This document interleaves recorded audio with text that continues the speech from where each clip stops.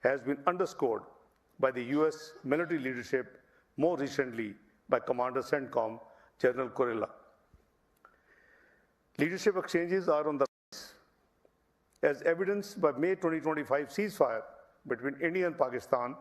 The US has emerged as a credible arbiter of peace and stability in South Asia. In rebooting our bilateral relationship for mutual benefit and win-win outcomes, our two sides have moved beyond a transactional lens. We seek a relationship grounded not in dependency, but in mutual benefit, not in blame, but in dialogue, not in narrow counterism checklist, but in broad-based cooperation. We are working together to constructively address each other's concerns and advance our mutual trust and interest. Our dialogue spans security, energy, technology, industry, IT, AI, counterterrorism, and regional peace.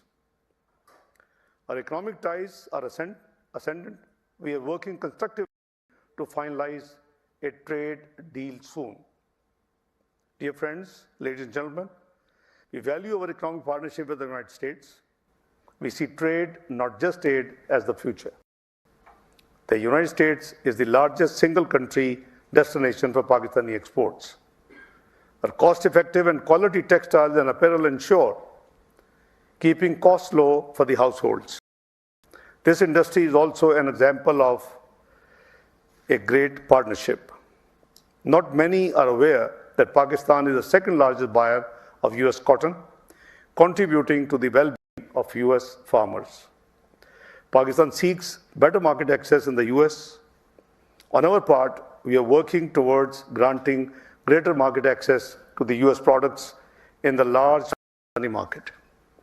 Ladies and gentlemen, talks in this regard are underway. These include discussions on textiles, digital trade, and agriculture. We hope to conclude a mutually beneficial trade agreement at the earliest, hopefully in days, not in weeks. Pakistan has competitive advantage in IT and is blessed with minerals and mining resources, including rare earth material. We are also creating a blockchain and crypto ecosystem.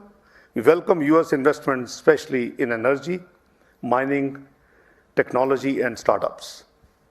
Eventually, a free trade agreement could be a game changer to boost our economic partnership. Ladies and gentlemen, I would now dilate on the situation in our region, a region which, like others, cannot prosper if conflict persists.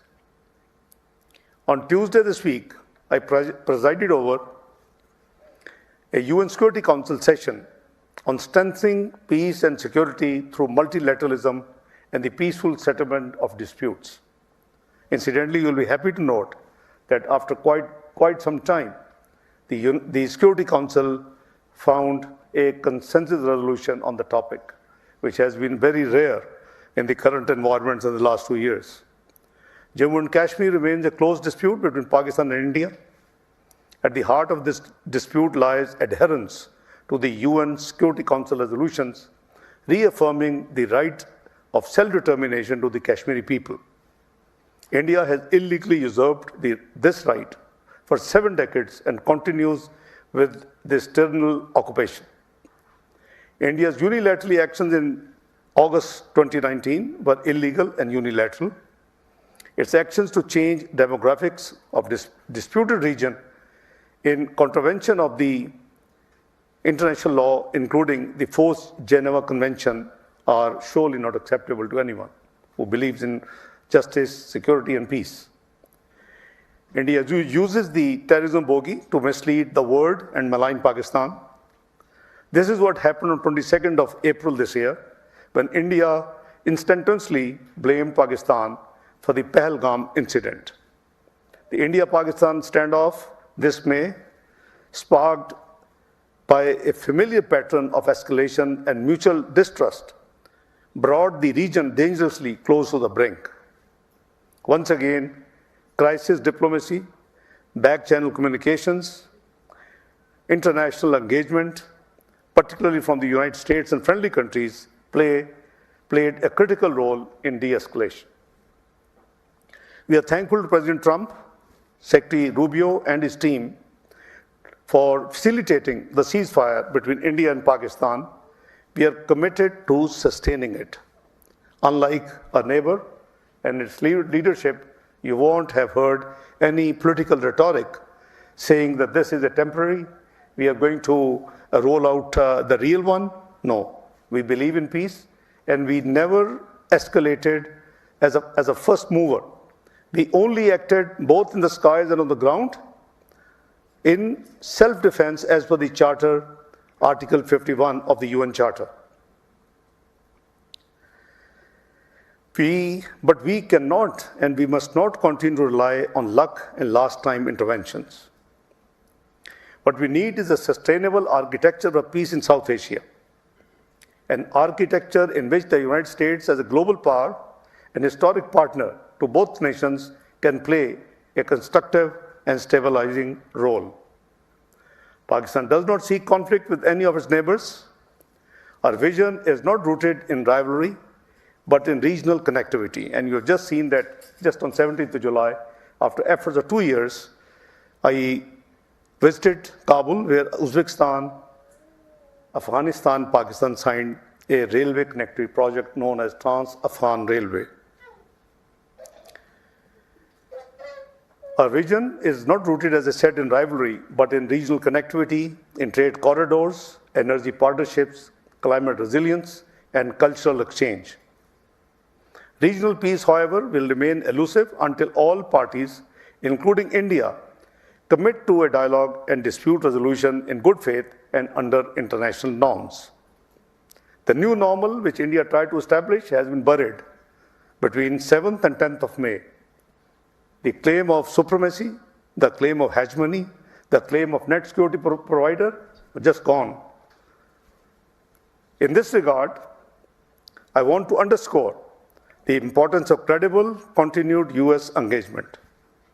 This includes strategic dialogue, but also military-to-military coordination, counter-terrorism cooperation, and importantly, clear-eyed diplomacy that recognizes both the risks of disengagement and the potential of balanced involvement.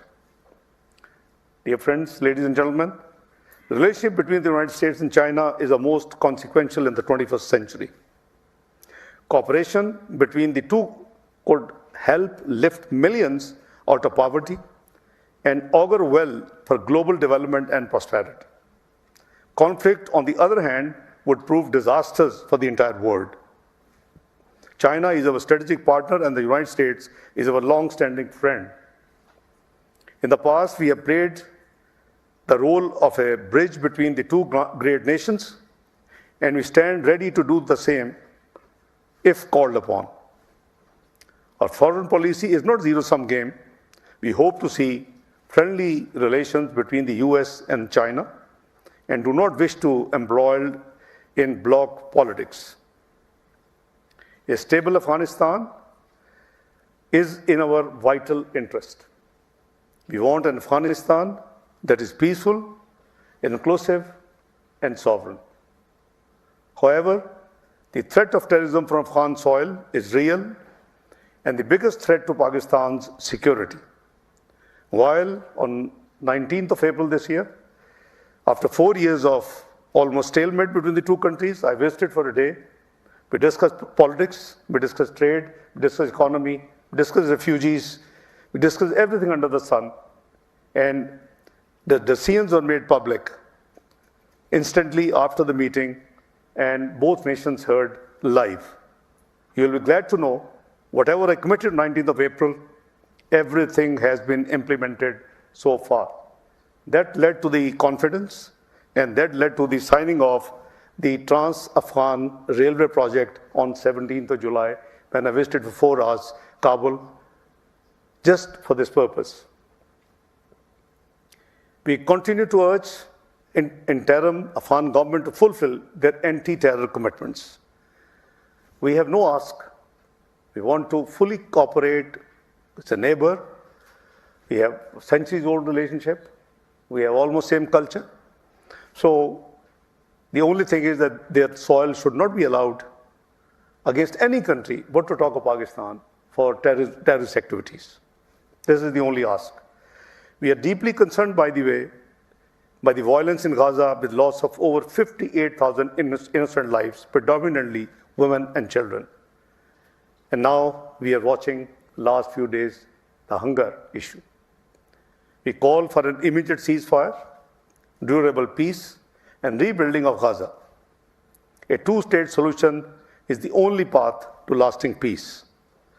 Pakistan declared foreign policy for decades, a two-state solution with Palestine having its own homeland, a contiguous, secure, stable, sovereign country for the Palestinians, with Al-Quds al-Sharif, its capital, and pre-1967, its borders. On Iran, Pakistan calls for de-escalation dialogue. We supported regional diplomacy and we tried to prevent the enlargement of what we saw over 12 days war between Israel and Iran. We'll continue to support and encourage Iran for dialogue and diplomacy.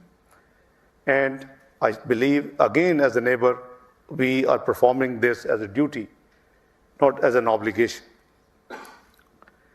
Dear friends, ladies and gentlemen, I will conclude by underscoring that Pakistan seeks peace with dignity. We seek partnerships grounded in mutual trust and respect. And we seek progress for our people, for our region, and for the entire world. I thank you for your time, your patience hearing, and your anticipated questions, obviously. I'm cautioned already. And your enduring commitment to future where the US-Pakistan partnership can rise above history and help